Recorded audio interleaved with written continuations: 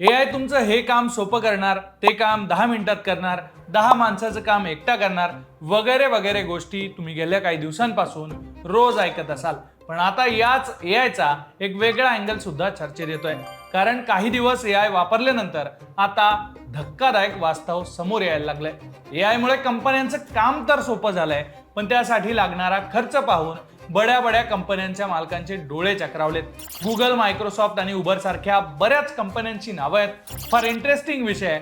नेमकं काय घडतंय, एआय कंपन्यांना का झेपत नाहीये, सगळं सविस्तर सांगतो. नमस्कार, मी सुधीर काकडे. लोकमत मध्ये तुमचं स्वागत आहे.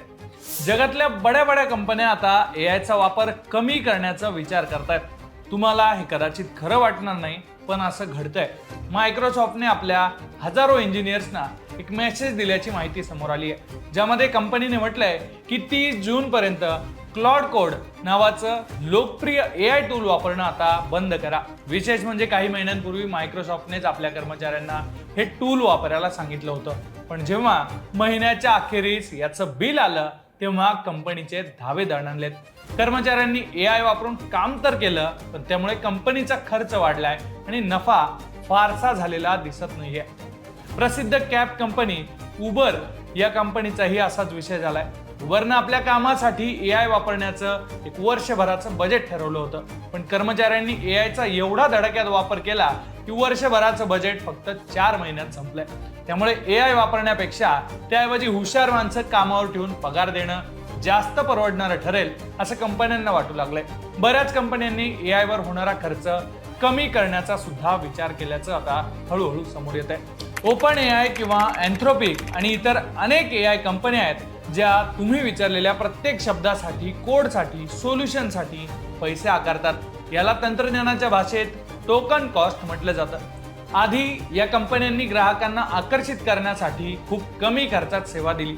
उदाहरणार्थ, ग्राहकांकडून महिन्याला 15 ते 20 हजार रुपये या कंपन्या घ्यायच्या, पण प्रत्यक्षात तो एआय चालवण्यासाठी कंपन्यांना खिशातून लाखभर रुपये खर्च करावे लागायचे.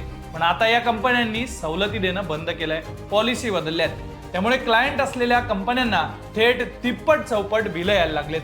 एआय लय भारी आहे, मग गणित कुठं बिघडतंय? थोडं खोलात जाऊन पाहिलं तर लक्षात येतं की ChatGPT आल्यानंतर जगभरात एकच खळबळ उडाली होती. ओपन एआयच्या या सर्व्हिसमुळे आपण मागे पडू अशी भीती अनेक कंपन्यांना वाटायला लागली. आणि मग त्याच प्रेशरमध्ये मायक्रोसॉफ्ट, गुगल, मेटा या अशा सगळ्या कंपन्यांनी अब्जावधी डॉलरची गुंतवणूक करून स्वतःचे एआय मॉडेल्स आणले. कंपन्यांना वाटलं की एआय मुळे माणसांची गरज संपेल, कामं वेगानं होतील आणि नफा दुप्पट होईल. सुरुवातीला या कंपन्यांनी युजर्स आणि कॉर्पोरेट कंपन्यांना आकर्षित करण्यासाठी स्वस्तात आणि मोफत सुद्धा सेवा दिली. पण आता 3 वर्षानंतर 2026 मध्ये या कंपन्यांना रियालिटी चेक मिळालाय. याची काही प्रमुख कारण आहे, ती समजून घेऊ. पहिलं कारण आहे इलेक्ट्रिसिटी आणि सर्व्हरचा खर्च. एआय चालवण्यासाठी साधे कॉम्प्युटर चालत नाही, त्यासाठी लागतात सुपर कॉम्प्युटर्स आणि महागड्या ग्राफिक चिप्स. हे सर्व्हर 24 तास चालू ठेवण्यासाठी एवढी वीज लागते की काही देशांच्या एकूण विजेच्या वापरापेक्षाही एकूण एआयच्या या विजेचा खर्च जास्त आहे. हा खर्च आता कंपन्यांच्या अंगाशी येतोय. दुसरं आहे प्रोडक्टिव्हिटीचा फुगा. सुरुवातीला सगळ्या कंपन्यांचा अंदाज होता की एआय मुळे कर्मचाऱ्यांची क्षमता किमान 10 पट वाढेल. पण प्रत्यक्षात काय झालं?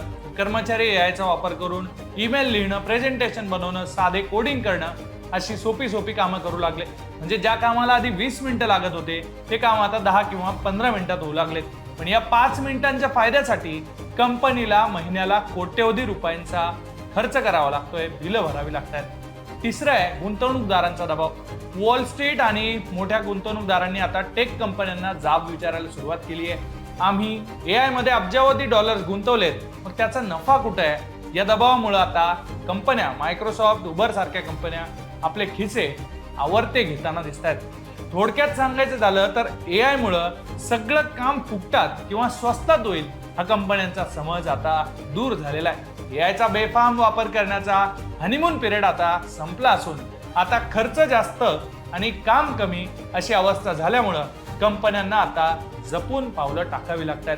एकूणच एआय बद्दलचं हे जे सगळं चित्र निर्माण झालेलं आहे, याबद्दल तुमची मतं काय ती तुम्ही कमेंट बॉक्समध्ये नक्की लिहा. आणि अशाच इंटरेस्टिंग व्हिडिओसाठी तुम्ही लोकमत पाहत राहा.